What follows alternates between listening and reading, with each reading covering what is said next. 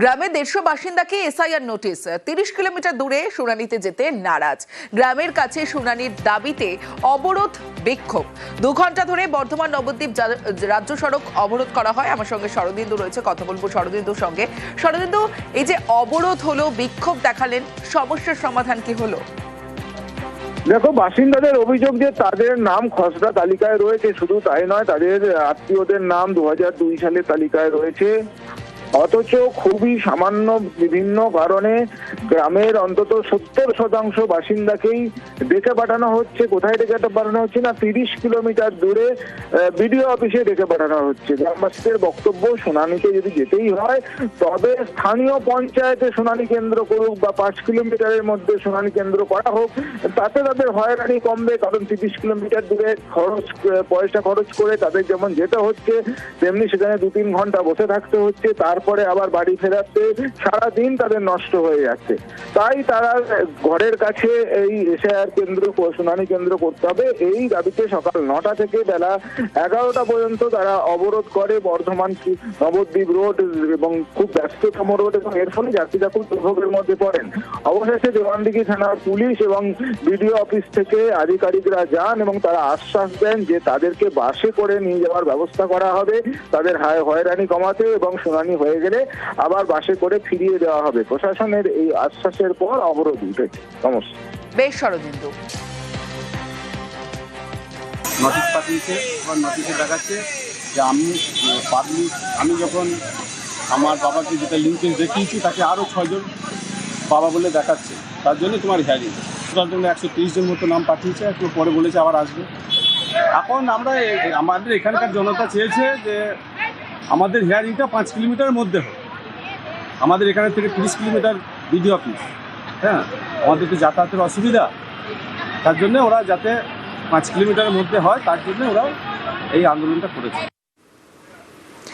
যারা বৃদ্ধ, যারা অসুস্থ, তাদের বাড়িতে গিয়ে এসআইআর শুনানি করার নির্দেশ দিয়েছে কমিশন। কিন্তু নির্দেশ ইশার কেন এই কথা বলছি তার কারণ ছবিটা দেখলেই বুঝতে পারবেন। সেই ছবিটা আপনাদের দেখাচ্ছি।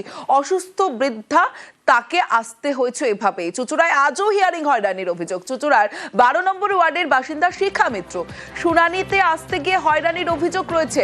ছবিটা কোথাও গিয়ে বদলাচ্ছে না। সোমনাথ রয়েছে আমার সঙ্গে, কথা বলবো সোমনাথের সঙ্গে। সোমনাথ, কমিশনের নির্দেশ রয়েছে কিন্তু নির্দেশ ইশার, ছবিটা বদলাচ্ছে না। হ্যাঁ দেখো, সেটাই যে এসে এসআইআর শুনানিতে এসে খুব উগড়ে দিলেন এই বৃদ্ধা, যে পা ভাঙা শরীর অসুস্থ, এমনি তার আগে অপারেশন একটি হয়েছে, তার মধ্যে এই শুনানিতে আসতে হয়েছে। বিএলওকে বলেছিলেন যে যাতে শুনানি না আসতে হয়, তারপরও ওনাকে শুনানিতে আসতে হয়েছে। কেন বিএলও জানিয়েছে যদি শুনানিতে না আসে, ভোট যদি না দেয়, তাহলে ব্যাংকের বই বাতিল হয়ে যাবে। এবং তার এই বৃদ্ধ বয়সে তারা এই বয়সে এসেছে শুনানির জন্য, কেন তাদের যদি পেনশন বন্ধ হয়ে যায়, তাদের যদি ব্যাংকের বই বন্ধ হয়ে যায়, সেই কারণে তাদের এই বয়সে কষ্ট করে 600 টাকা ভাড়া দিয়ে তারা টোটো করে এসেছে। তাদের এই বয়সে পয়সারও যেমন একটা সমস্যা রয়েছে, তেমনই তারা এই বয়সে তাদের বারবার তারা বিএলওকে জানিয়েছিলেন যে যাতে বাড়িতে গিয়ে তার শুনানি হয়, কিন্তু বয়সে তাদের বলাটাই ছাড় হয়েছে। সমস্যা বেশ, আমাদের বলা হচ্ছে যে এটা যদি না যাওয়া হয় তাহলে আমাদের ব্যাংক অ্যাকাউন্ট বন্ধ হয়ে যাবে, পেনশন বন্ধ হয়ে যাবে। এটা এক ধরনের থ্রেট, সেই ভয়তে আমাকে আসতে হচ্ছে।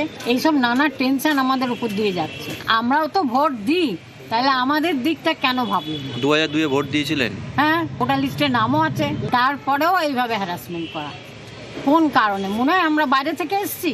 আমার তো এখানেই জন্ম, এখানে আমার 7 পুরুষ এখানে। আপনারা তো দেখছি হাতে লাঠি নিয়ে এইগুলো নিয়ে আপনি কষ্ট করে এখানে অব্দি এসেছেন। নির্বাচন কমিশনের নির্দেশ, আমরা কি করতে পারি? আমি এর থেকেও বৃদ্ধ মানুষকে আসতে দেখেছি। কষ্ট তো হচ্ছেই, কি বলবো বলো তো, আমি বুঝতে পারছি না। বয়স আমার অনেক, 87, 87 বছর বয়স, 2 পাই আমার ভাঙা। এখানে আসতে হয়েছিল? হ্যাঁ, এখানে হ্যাঁ।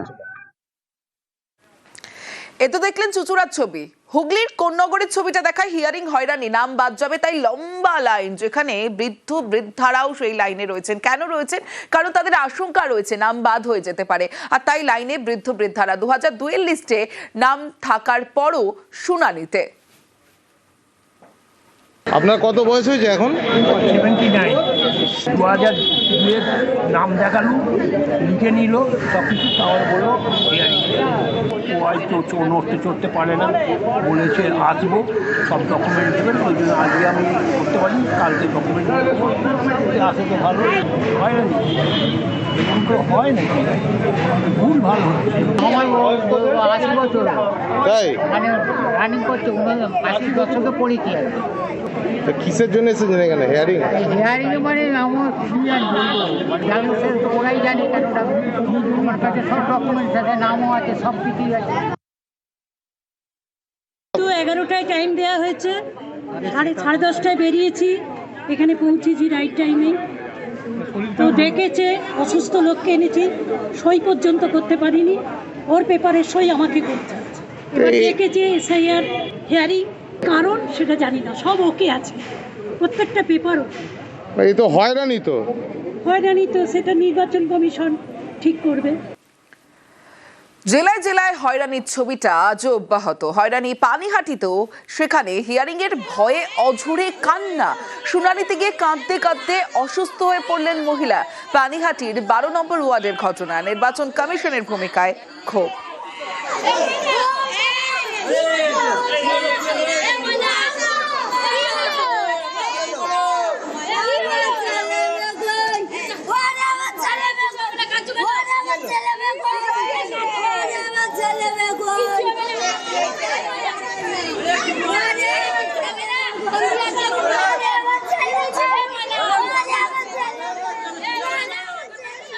একশো 26 পার্টির এক ভোটার, খুবই গরিব, তার বার্থ সার্টিফিকেট নেই, পড়াশুনোও করেনি, স্কুল সার্টিফিকেট নেই।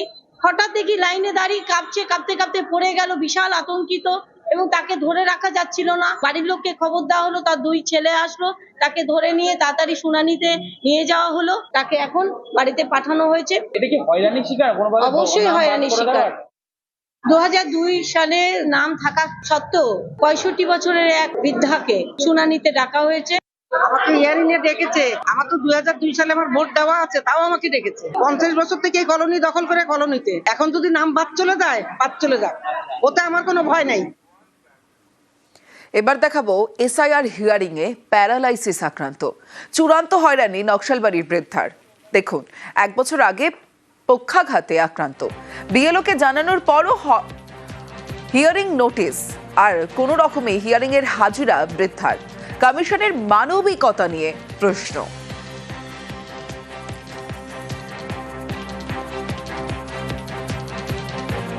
আপনার কি অসুবিধা আছে? আমার অসুবিধা অনেক, বুকের শ্বাস থেকে পা চলে না ভালো করে, ওইটাই প্যারালাইসিস আছে? হ্যাঁ, আর বুকটা ধপধপ করে, তারপরে পারি নাই। তারপরেও ডাকছে আপনাকে? হ্যাঁ, ওরকমের ডাকছে। কেন ডাকছে? আর কেন ডাকছে আমি কি বলবো। হিয়ারিং এ ডাকছে? হ্যাঁ, হিয়ারিং। অসুবিধা হচ্ছে আসতে? হ্যাঁ, আসতে অসুবিধা হয়তো। বাড়িতে গিয়ে করলে ভালো হতো? বাড়িতে করলে তো ভালো হতো। মায়ের তো প্যারালাইসিস আছে পায়ে, তারপর ইয়ে আছে কি বলে হার্টেরও প্রবলেম আছে, মার শ্বাসকষ্ট আছে, তবু বাড়িতে যাইনি, হিয়ারিং করার জন্য আমাদেরকে নিয়ে আসতে হইলো। বিএলও কি জানে না বিষয়টা? বিএলও জানে, তারপরেও ডেকেছে? হ্যাঁ, তারপরেও ডেকেছে। কতটা অসুবিধা হচ্ছে আসতে? অনেক অসুবিধা, রাস্তাতে অনেক জার্কিনে মা হাঁটতে পারে না, গাড়িতে অসুবিধা হয়, বুক ধরপড় করে। আমার মা এত পুরানো মানুষ, আমাদের কাছে সবকিছু প্রুফ আছে, বিএলও গুলা লিখতে ভুল করছে আর আমাদেরকে এগুলা হ্যারাসমেন্ট করতেছে। এসআইআর এ ফের চড়া সুর। আবারও মুখ্য নির্বাচন কমিশনারকে চিঠি দিলেন মুখ্যমন্ত্রী, আর এ নিয়ে 5 বার। আমাদের next destination is election commission. খেলা করতে হবে, লড়াই করতে হবে, লড়াই হবে, খেলা হবে। শনিবার মুখ্য নির্বাচন কমিশনারকে চিঠি। সোমবার ফের এসআইআর এ পদ্ধতিগত ত্রুটির অভিযোগ জানিয়ে জ্ঞানেশ কুমারকে চিঠি দিলেন মুখ্যমন্ত্রী।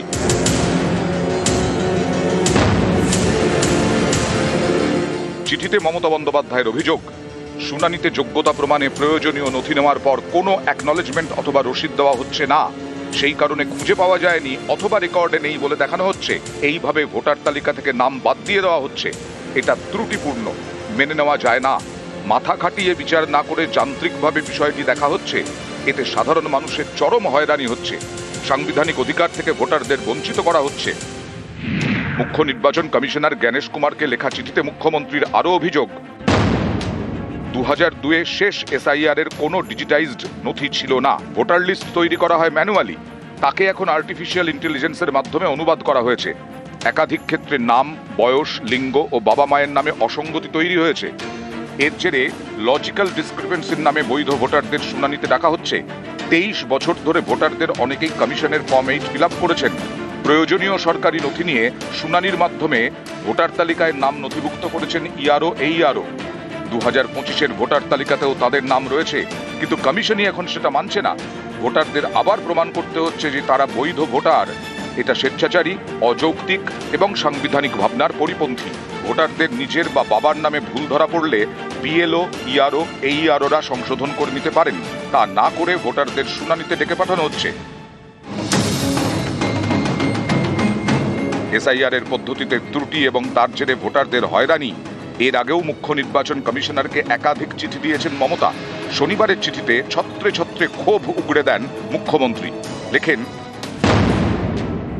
এটা অত্যন্ত লজ্জার বিষয় যে নোবেলজয়ী অর্থনীতিবিদ অমর্ত্য সেনের মতো আন্তর্জাতিক খ্যাতিসম্পন্ন ব্যক্তিত্বকে হিয়ারিংয়ে হাজির হতে বলা হয়েছে যোগ্যতা প্রমাণ করার জন্য। অমানবিক এই প্রক্রিয়ার শিকার জয় গোস্বামী, দীপক অধিকারী, মোহাম্মদ শামী এবং ভারত সেবাশ্রম সংঘের মহারাজও।